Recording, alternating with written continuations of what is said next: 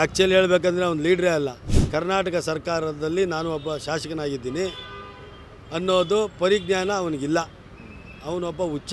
ಅವನ ಬಗ್ಗೆ ನಾವು ಮಾತಾಡೋಕೆ ಹೋದರೆ ನಮಗೆ ಅವಮಾನ ಆಗುತ್ತೆ. ಸದನದಲ್ಲಿ ಕುತ್ಕೊಂಡು ಏಗ್ತಾ ಇದೆಯಾ ಅವನಿಗೆ? ಅದಕ್ಕೆ ತೂಕ ಅಂತ ಏನಂತ ಗೊತ್ತಾ ಅವನಿಗೆ? ಫಸ್ಟು ಅವ್ನು ಶಾಸಕ ಅಂತ ಹೇಳೋಕ್ಕೆ ನನ್ನ ಬಾಯಲ್ಲಿ ಬರೋದೇ ಇಲ್ಲ. ಸೇವೆ ಮಾಡೋ ಏಗ್ತಾ ಇಲ್ದಿರ ಅವನೇ ರಾಜ್ಯ ನಾನೇ ಇದು ಅಂದರೆ ಏನು ಅರ್ಥ? ಕರ್ನಾಟಕ ಜನತೆ ಕೊಟ್ಟ ಭಿಕ್ಷೆಯಲ್ಲಿ ನೀವು ಅಧಿಕಾರ ನಡೆಸ್ತಾ ಇರೋರು. ಸಾರ್ ಹೇಳ್ತಾ ಇದ್ದಿಲ್ಲ, ಈ ತುಕಾಲತ್ ದೌಲತ್ಗಳೆಲ್ಲ ನಡೆಯೋದಿಲ್ಲ ಇಲ್ಲಿ. ನಾನು ಮಿನಿಸ್ಟ್ರು, ನಾನು ಮುಖ್ಯಮಂತ್ರಿ, ನಾನು ರಾಜ್ಯ, ನಂದು ಇವೆಲ್ಲ ಯಾರ್ದು ಇಲ್ಲ. ರಾಜ್ಯ ಕರ್ನಾಟಕ. ನಾನು ಅವಾಗಲೇ ಹೇಳಿಲ್ಲ ಸರ್, ಅವನೊಬ್ಬ ಹುಚ್ಚ ವೆಂಕಟ್ ಥರ ಸರ್ ಅವನು. ಆ ಪಿಕ್ಚರ್ ಡೈಲಾಗ್ ಅದು ಇವು ಹೇಳೋಕ್ಕೆ ಸರಿಯೇ ಹೊರತು ಈ ದೇಶಕ್ಕೆ ಈ ರಾಜ್ಯಕ್ಕೆ ಘನತೆ ಬರೋಂಥ ಕೆಲಸ ಅವ್ನು ಯಾವುದು ಮಾಡೋಕ್ಕೆ ಇಲ್ಲ. ಅವನು ಪರಿಶ್ರಮ ನೀಟ್ ನಗದಮ್ ಇಟ್ಕೊಂಡು ಆ ಮಕ್ಕಳಿಗೆ ಏನೋ ಡೈಲಾಗ್ ಹೇಳ್ಕೊಂಡು ಅದನ್ನ ಇಟ್ಕೊಂಡು ರಾಜಕಾರಣ ಬಿಟ್ಟ ಏನೋ ಪ್ರದೀಪ್ ಈಶ್ವರ್ ಪಿಕ್ಚರ್ ಡೈಲಾಗ್ಗಳು ಹೊಡೆದು ಅಲ್ಲಿ ರಾಜಕಾರಣ ಮಾಡೋಕ್ಕೆ ಹೋಗವನು ಬಳ್ಳಾಪುರದಲ್ಲಿ. ಅವನು ಆ್ಯಕ್ಚುಲಿ ಹೇಳ್ಬೇಕಂದ್ರೆ ಅವ್ನು ಲೀಡ್ರೇ ಅಲ್ಲ.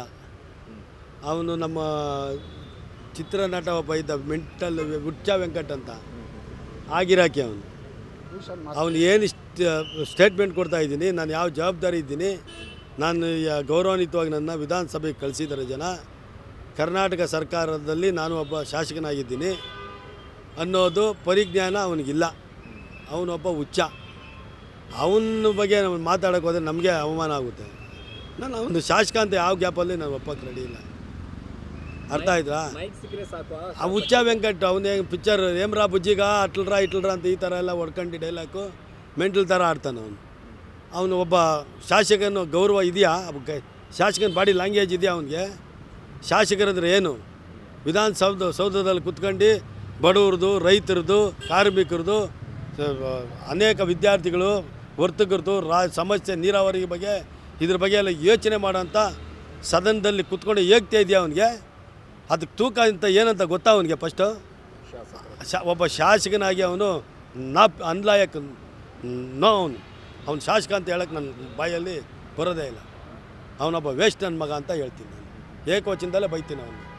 ಅಂದರೆ ಈಗ ಈ ರಾಜಕೀಯ ಕಾರ್ಯಕ್ರಮಗಳು ಆಗ್ಬಿಡ್ತಾ ಅಂತ ವೇದಿಕೆಗಳು ಸರ್? ನೋಡಿ ಸರ್, ಯಾವುದೇ ಪಾರ್ಟಿ ಆದರೆ ಸರ್ಕಾರಿ ಕೆಲಸ ಸರ್ಕಾರದ ಕೆಲಸದ ಥರ ಮಾಡಬೇಕು.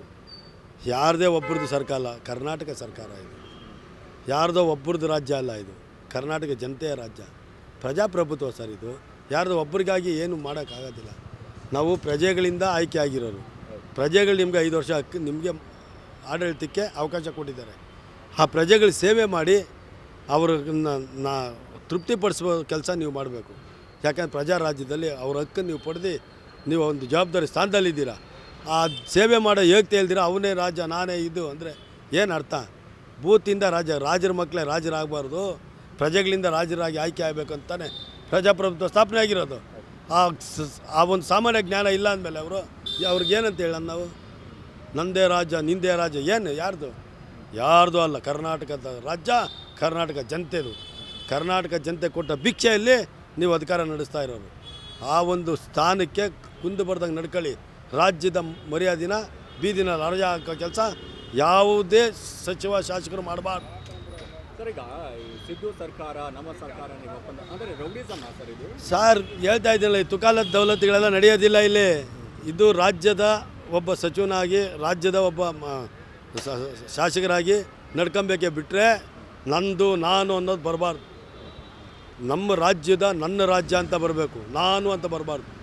ಈ ಕರ್ನಾಟಕ ರಾಜ್ಯಕ್ಕೆ ಆದಂಥ ಒಂದು ಗೌರವ ಘನತೆಗಳಿದೆ. ಅರ್ಥ ಆಯ್ತಾ? ನಾವು ಏನು ಮಾಡಿದ್ರು ಜನತೆಗೆ ಹೇಗೆ ಮಾಡಬೇಕು, ಜನತೆನ ಒಳ್ಳೆಯ ರೀತಿಯಲ್ಲಿ ನಡೆಸ್ಕೊಬೇಕು ಅನ್ನೋದು ಶಾಸಕರಿಗೆ ಸಚಿವರಿಗೆ ಬರಬೇಕು. ನಾನು ಮಿನಿಸ್ಟ್ರು, ನಾನು ಮುಖ್ಯಮಂತ್ರಿ, ನಾನು ರಾಜ್ಯ, ನಂದು ಇವೆಲ್ಲ ಯಾರ್ದು ಇಲ್ಲ. ರಾಜ್ಯ ಕರ್ನಾಟಕ. ನೀನು ಒಬ್ಬ ಜವಾಬ್ದಾರಿ ಸ್ಥಾನದಲ್ಲಿರೋ ವ್ಯಕ್ತಿ ಅಷ್ಟೇ ಇರಬೇಕು. ನೀನು ಒಬ್ಬ ಸೇವಕನಾಗಿ ಕಾಣಬೇಕೇ ಹೊರತು ರಾಜನಾಗಿ ಬಾಳೋಂಥದ್ದಕ್ಕೆ ನಾನು ಅವಕಾಶ ಕೊಡೋದಿಲ್ಲ. ಪ್ರಜಾ ಸೇವಕನಾಗಬೇಕು ನೀನು, ಪ್ರಜಾ ರಾಜರಾಗಬಾರ್ದು. ಪ್ರಜೆಗಳಿಂದ ಆಯ್ಕೆ ಆದಮೇಲೆ ಪ್ರಜೆಗಳೇ ರಾಜರು. ಆ ಥರ ಬರಬೇಕು. ನಮ್ಗೆ ಅದು ಇಷ್ಟ.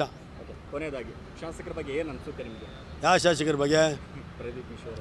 ನಾನು ಅವಾಗಲೇ ಹೇಳಿಲ್ಲ ಸರ್, ಅವನೊಬ್ಬ ಹುಚ್ಚ ವೆಂಕಟ್ ಥರ ಸರ್ ಅವನು. ಆ ಪಿಕ್ಚರ್ ಡೈಲಾಗ್ ಅದು ಇವು ಹೇಳೋಕ್ಕೆ ಸರಿಯೇ ಹೊರತು ಈ ದೇಶಕ್ಕೆ ಈ ರಾಜ್ಯಕ್ಕೆ ಘನತೆ ಬರೋಂಥ ಕೆಲಸ ಅವ್ನು ಯಾವುದು ಮಾಡೋಕ್ಕೆ ಇಲ್ಲ. ಅವನು ಯಾವುದೋ ಒಂದು ಇದಿಟ್ಕೊಂಡವನೇ ಅಕಾಡೆಮಿ ಯಾವುದೋ ಪರಿಶ್ರಮ ನೀಟ್ ನಗದಮ್ ಇಟ್ಕೊಂಡು ಆ ಮಕ್ಕಳಿಗೆ ಏನೋ ಡೈಲಾಗ್ ಹೇಳ್ಕೊಂಡು ಅದನ್ನ ಇಟ್ಕೊಂಡು ರಾಜಕಾರಣ ಬಂದ್ಬಿಟ್ಟು ಏನೋ ಅನ್ಎಕ್ಸ್ಪೆಕ್ಟಾಗಿ ನಮ್ಮ ಸುಧಾಕರ್ ಅವರು ಸೀಟ್ ಕೊಡಿಸಿದ್ರು. ಇನ್ನೊಬ್ಬ ಸುಧಾಕರ್ ಆಪೋಸಿಟ್ ಗೆದ್ದುಬಿಟ್ಟು ಅವನೇನೋ ರಾಜಕೀಯ ಮಾಡೋಕ್ಕೆ ಹೊಂಟವನೇ ಅಷ್ಟೇ. ಇನ್ನು ಮುಂದಿನ ದಿನಗಳು ಅವ್ನು ಗೆಲ್ಲಲ್ಲ, ಅದಂತೂ ನಿಜ ಖಂಡಿತವಾಗಿ ಹೇಳ್ತೀನಿ. ಇನ್ನೇನಿದ್ರೆ ಕೇಳಿ.